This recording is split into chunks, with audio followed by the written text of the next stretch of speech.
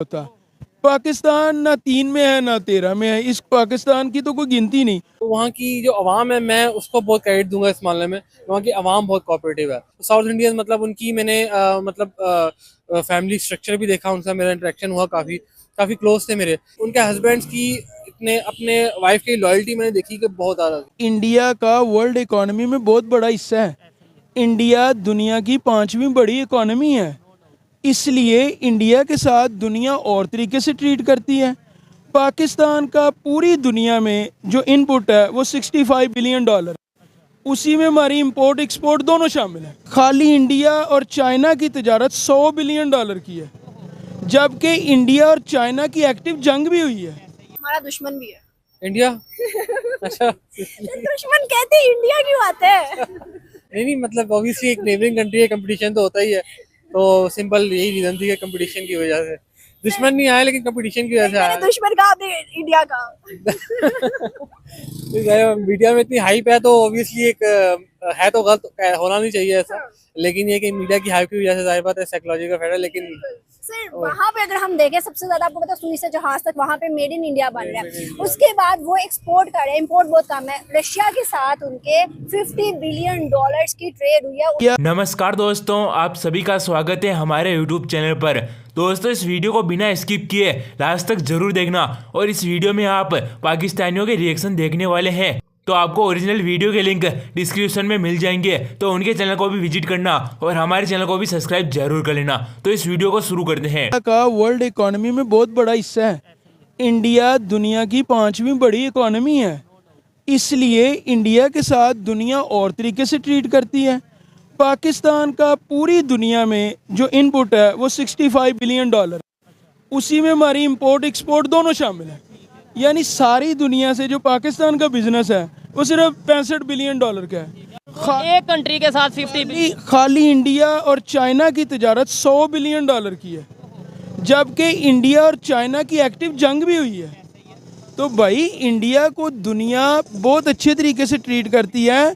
और इंडिया में सबसे बड़ी बात, इंडिया में एक अवामी हुकूमत बैठी है जो सारे फैसले अपनी अवाम के फ़ायदे में करती है, और वो दुनिया का प्रेशर लेने के लिए तैयार है, क्योंकि दुनिया इंडिया को नाराज़ करने का रिस्क नहीं ले सकती। इसलिए पाकिस्तान में तो ये बताया जाता है यहाँ पे भी डेमोक्रेसी है, यहाँ पे भी अवाम की मर्जी से ही नुमाइंदे आते हैं। और दूसरे नंबर पे ये बड़ी हैरान कुन बात की है, मतलब नो डाउट मुझे पता है कि इंडिया और चाइना की ट्रेड होती है, इंपोर्ट एक्सपोर्ट होती है, लेकिन इतने बड़े लेवल पे यानी रशिया से ज्यादा वो चाइना के साथ जी रशिया से ज़्यादा कर रहे हैं। और इससे हम ये सबक भी सीख सकते हैं कि अगर हमारे किसी मुल्क से कोई मसला भी है उसको तिजारत से अलग रखा जा सकता है।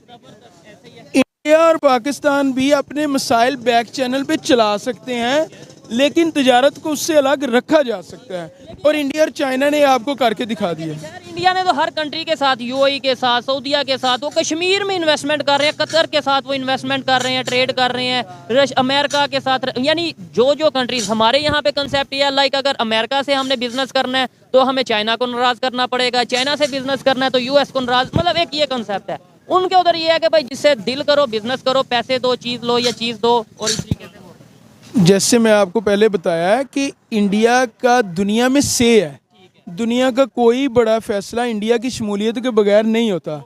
पाकिस्तान ना 3 में है ना 13 में है, इस पाकिस्तान की तो कोई गिनती नहीं। और उसकी वजह भी तिजारत है, क्योंकि पाकिस्तान सारी दुनिया से $65 बिलियन की तिजारत करता है। अच्छा, अब कुछ लोगों का कंसेप्ट पाकिस्तान में ये है कि भाई इंडिया की मार्केट बड़ी है, आबादी ज़्यादा है, इसलिए सारी दुनिया उनके साथ ट्रेड कर रही है। मुझे कहीं ना कहीं ये चीज़ समझ में नहीं आती, क्योंकि बहुत से ऐसे कंट्रीज़ हैं जिनकी इकॉनमी हमारे से ज़्यादा है, जिनकी ट्रेड हमारे से ज़्यादा है, लेकिन आबादी हमसे बहुत कम है। आप इसके ऊपर क्या कहना चाहेंगे? सिर्फ आबादी के सर पे इंडिया के रिलेशन? देखें, जो आबादी है ना वो आपकी लायबिलिटी भी बन सकती है और एसेट भी बन सकता है। आप देखें सारी दुनिया में सारी दुनिया वाले पहले चाइना में इन्वेस्टमेंट कर रहे थे, अब इंडिया में कर रहे थे। पाकिस्तान में क्यों नहीं कर रहे? पाकिस्तान में इसलिए नहीं कर रहे कि पाकिस्तान में स्किल्ड लेबर नहीं है। हमने अपने लोगों को आईफोन बनाना सिखाया ही नहीं है, हमने अपने लोगों को ऑटोमोबाइल बनानी सिखाई ही नहीं है, तो वो यहाँ आके क्या करेंगे? और फिर सिक्योरिटी भी नहीं है। देखें, सिक्योरिटी पे लोग कंप्रोमाइज कर लेते हैं, लेकिन स्किल पे नहीं करते। आपको आता ही नहीं है, आप आईफोन बना ही नहीं सकते। चाइना ने पहले अपने लोगों की वोकेशनल ट्रेनिंग पे इन्वेस्टमेंट की है, एक स्किल्ड लेबर खड़ी की है, तो सारी दुनिया की इन्वेस्टमेंट गई है। यही काम इंडिया ने किया है तो सारी दुनिया की इन्वेस्टमेंट इंडिया में चले गई है।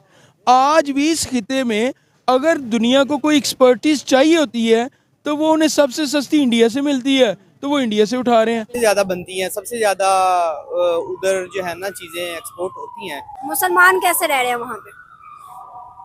मुसलमान वहाँ पे बहुत ही एक उसको नीच समझा जाता है, बहुत ही मुश्किल से वो रह रहे हैं, ठीक है, एक आज़ादी में नहीं है। तो कश्मीर कैसे हालात में वहाँ पे?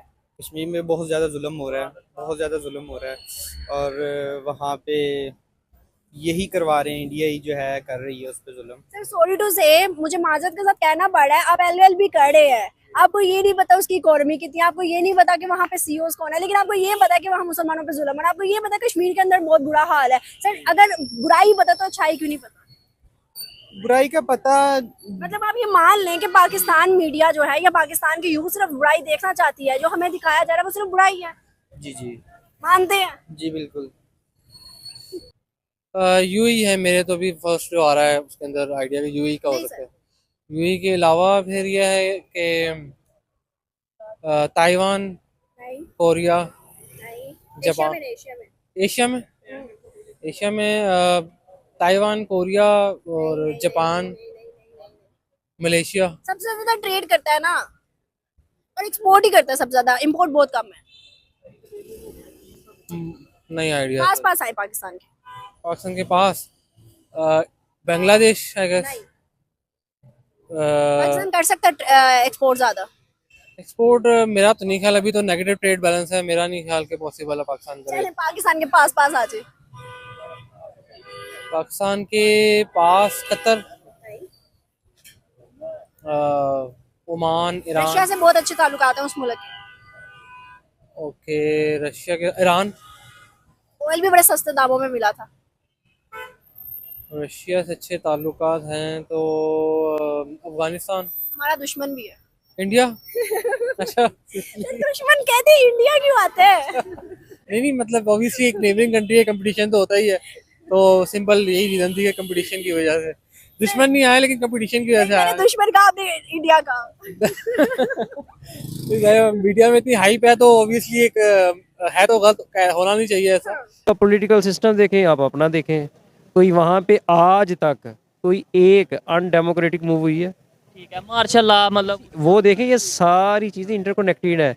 जब आपका अच्छा पॉलिटिकल एटमॉस्फेयर होएगा, फिर वहाँ दूसरे मुल्क जो हैं वो आपके मुल्क में इन्वेस्टमेंट करेंगे।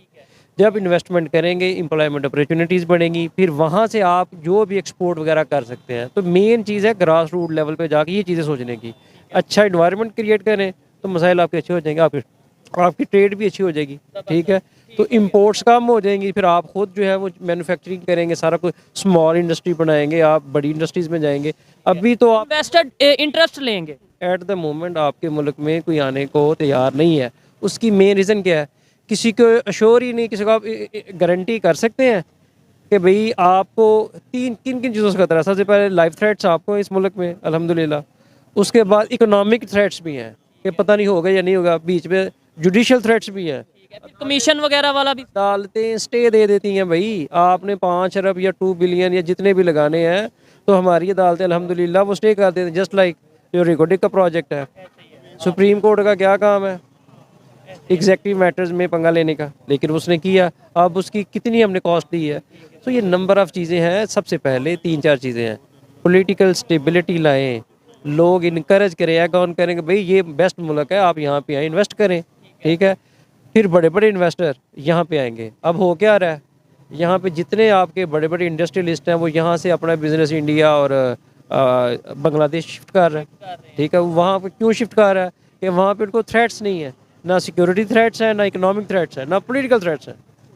तो यही वजह है कि उनकी ट्रेड भी अच्छी है, उनकी इंपोर्ट्स कम है, एक्सपोर्ट ज़्यादा है, और अब वाइस वर्सा हमारा ये हाल है। सर अभी थोड़ा सा हमने जो सा वो किया कि भाई इश्यूज़ क्या हैं, अब इश्यूज़ को वाइंड अप करने की तरफ आएंगे। सर आप बोलना चाहेंगे क्या, आप इसके ऊपर क्या अपनी ओपिनियन दें? साहब बात कर रहे थे कि इंडिया ने अपने जो उनकी जो प्रायोरिटीज़ थी वो ये थी कि हमने अपने लोगों पे इन्वेस्ट करना है, और जब आप सबसे अच्छी जो इन्वेस्टमेंट है जो आप अपने बच्चों के लिए कर सकते हैं वो है उनकी तालीम पे। और जो एक मुल्क अपने लोगों के लिए कर सकता है वो है उनकी स्किल के लिए वो काम करे, उनका जो है ना वो एक लेवल, मेंटल लेवल और एजुकेशनल स्किल लेवल वो इम्प्रूव करे। और हम क्यों नहीं कर रहे, ये है बड़ा क्वेश्चन मार्क, हमने क्यों नहीं की। तो दोस्तों वीडियो आपको कैसा लगा आप हमें कमेंट में जरूर बताना। अगर आपने इस वीडियो को यहाँ तक देख लिया है तो आपको सब कुछ समझ में आ गया होगा। और दोस्तों ओरिजिनल वीडियो के लिंक आपको डिस्क्रिप्शन में मिल जाएंगे, तो जल्दी से जाकर उन्हें भी सब्सक्राइब कर लेना और हमें भी सब्सक्राइब कर लेना। और इस वीडियो को आगे से आगे तक शेयर जरूर करना। और ये वीडियो अच्छा लगा हो तो वीडियो को लाइक और हमारे चैनल को सब्सक्राइब जरूर कर लेना और घंटे के निशान को भी दबा लेना। जैसे हम वीडियो लेंगे सबसे पहले आपके पास ही आएगा। और हम मिलेंगे इससे और नए वीडियो में, तब तक के लिए धन्यवाद। जय जवान जय किसान।